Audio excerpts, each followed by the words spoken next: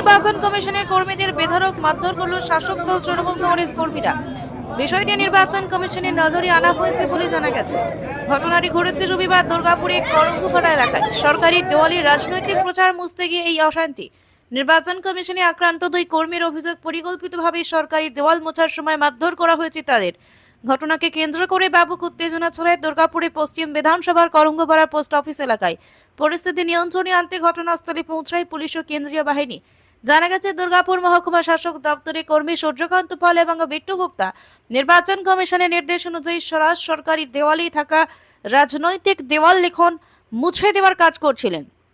রবিবার পোস্ট অফিসের দেওয়ালে তৃণমূলের প্রচার মুছছিলেন তারা। অভিযোগ, কাজ শেষ করে যখন তারা গাড়িতে ওঠেন তখনই কয়েকজন ব্যক্তি তাদের গাড়ি থেকে টেনে নামিয়ে বেধড়ক মারধর করে। কি হয়েছিল প্রথমে আমরা ডিউটি পড়ে আমাদের দেয়াল মোছার জন্য আমরা দেয়াল মুছতে আসি এসডি অফিস থেকে, পুলিশ থেকে আমাদের সঙ্গে, আমাদের ম্যাজিস্ট্রেট থেকে। আমার দেয়াল মোছা হয়ে যায়, তারপরে আমরা গাড়িতে যখন উঠি, গাড়ি থেকে ওই লোকাল তৃণমূলের লোকেরা এসে আমাদের গাড়ি থেকে নামিয়ে ফেলিয়ে মারে। কেন মারলো কেন?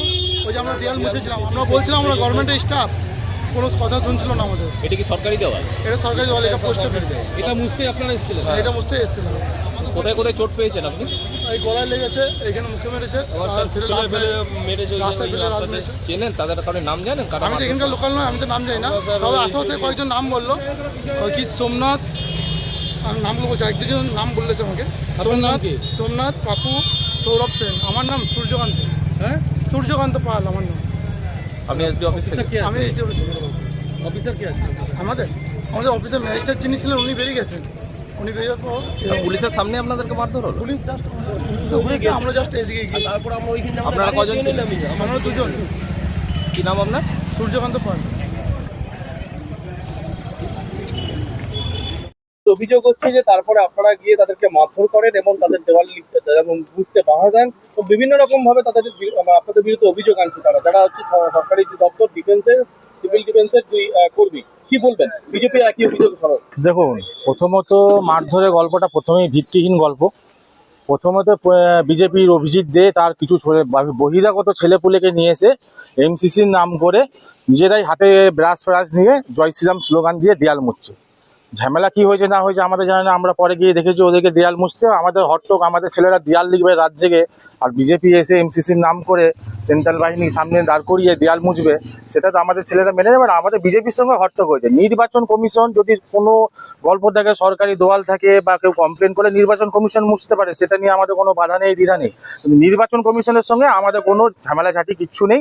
আর আজকে এমনিতেই রবিবারের বাজার, এমনিতেই বাজারে সবজি বাজার, দুর্গাপুর হাটতলা বাজারে এমনি ভিড় থাকে, পথ চলতি অনেক মানুষ আছে, যারা তৃণমূল সমর্থক মানুষ আছে, বিজেপি সমর্থক মানুষ আছে। এবার পাবলিকের সঙ্গে কিছু হয়েছে কিনা আমাদের জানা নেই, কিন্তু আমাদের ছেলেরা নির্বাচন কমিশনের কাছে, নির্বাচন কমিশনের সঙ্গে কোনো ঝামেলায় জড়ায়। আমাদের হট্টক হয়েছে বিজেপির সঙ্গে হয়েছে। আমার নাম সোমনাথ দাস। না, আমি দলের এমনি সাধারণ সমর্থক।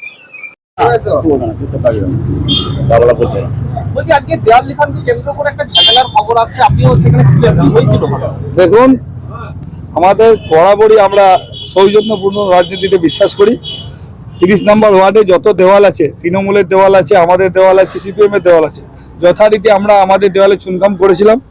এরপরে সেটা লেখা ছিল সাইড ফর বিজেপি। ওরা কি করেছে, এই প্রথম 17 সালে একবার ভোট লুট করেছিল, এই প্রথম হারার ভয়কে সামনে পেয়ে ওরা হেরে যাবে জানে, সেই জন্য কি করেছে, আমাদের দেয়াল মিটিয়ে, আমাদের পদ্মফুল মিটিয়ে নিজেদের ঘাসফুলের চিহ্ন এঁকেছে। সেই দেওয়ালটা ছিল পোস্ট অফিসের দেওয়াল। আমরা যখন এই বিষয়টা এমসিসিকে কমপ্লেন করি, পুলিশ আসে, প্রেস আসে, এমসিসির লোক এসে যখন ওই দেওয়ালটা মেটাচ্ছিল, এমসিসি লোকের গায়ে হাত দিয়েছে তৃণমূলের লোকজন।